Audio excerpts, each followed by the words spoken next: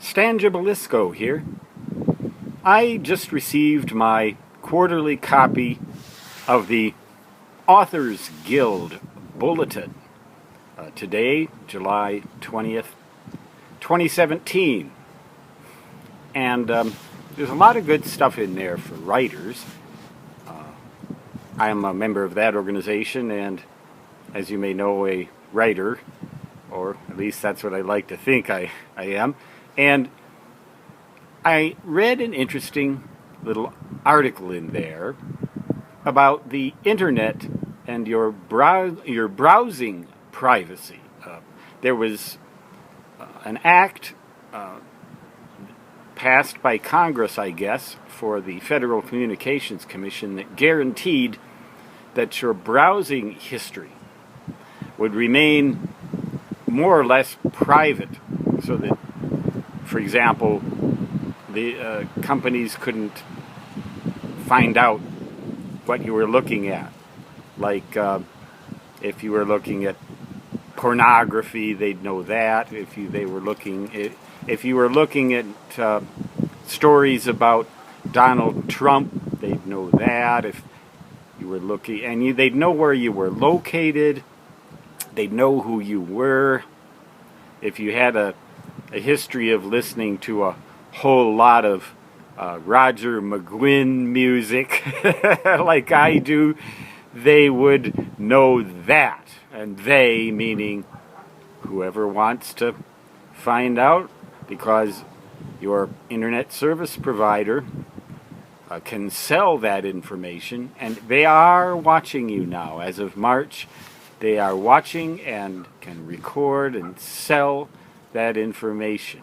Now, I use what's called private browsing in Google. What do they call that? Some sort of private mode where they have a little guy that looks like a spy in there, you know, a spy logo in there, supposedly to make it more difficult.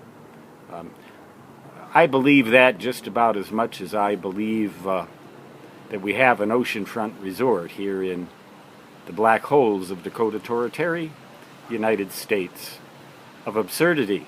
And so, what does this mean? As of March, they, whoever they are, and it's pretty much anybody who wants to sell people something, like sell you something, can learn your internet browsing history. They can find out every site that you've been at. Not only can they sell that information, but they can use it to target you for ads. They can sell it to others.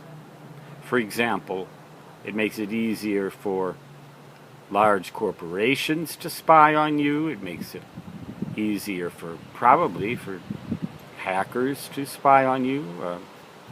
Whatever websites you visit, it's when you're on the internet, at least when I'm on the internet, I assume that they, whoever they are, whoever they may be, will know what I'm looking at and how much I look at it.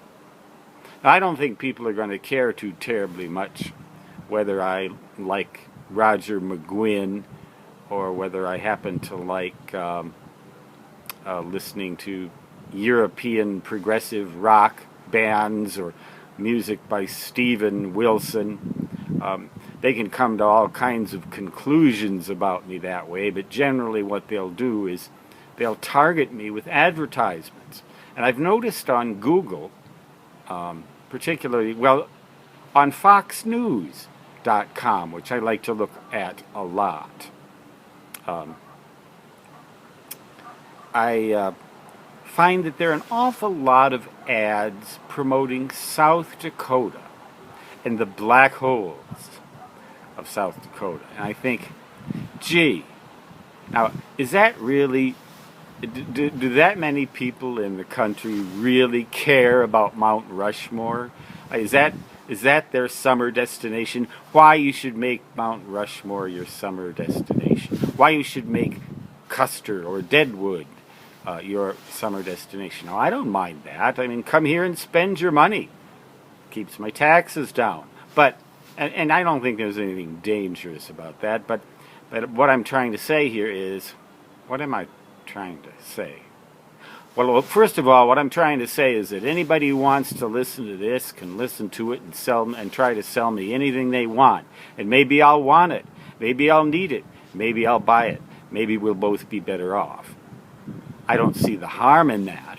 And I don't, but in today's toxic environment, where everybody suspects somebody of some horrible wrongdoing, and someone may hate you because you listen to Roger McGuinn music a lot on your iPad.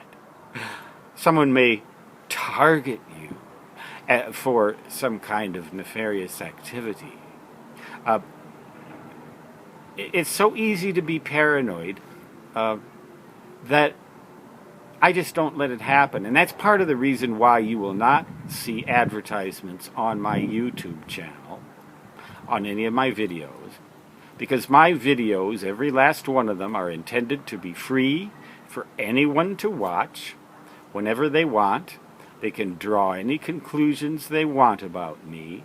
I can't stop them, and I'm not going to try. When I get on the internet for any reason, I assume that everybody in the world is watching, and I behave accordingly. I don't visit pornography sites for a couple of reasons. Number one, I don't want the whole world to know if I did. And number two, I don't care for them anyway. But I occasionally do come across something like about the royal family, or in England, that is, or about Kim Jong-un in North Korea. How can you possibly help it? And it interests me, you know. Well, what's this guy up to? But, you know, so I read Fox News, and of course they know everything that this guy's up to, right? But so does everybody know that I want to know everything that this guy's up to, right? Things like that. Well, everything you do, that's why I do not do internet banking, and I never will. As a matter of fact, I don't even use my ATM card in an ATM, except inside the bank itself.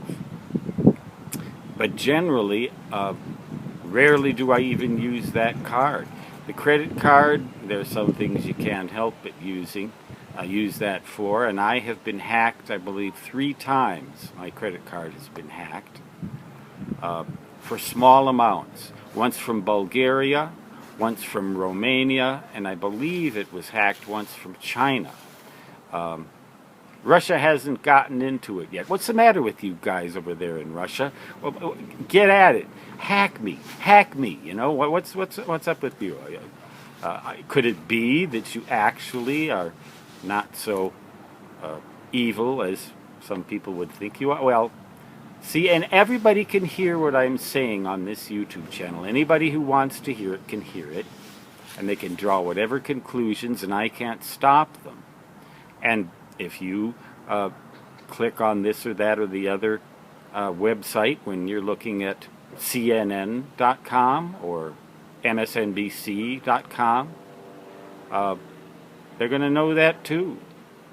I'm almost convinced that they can read my emails as well.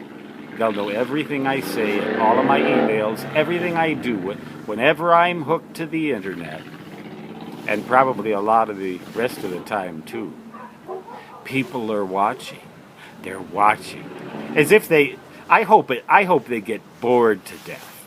Seriously, because that's what's the most likely consequence for them of watching me all the time, is that they will get bored to death.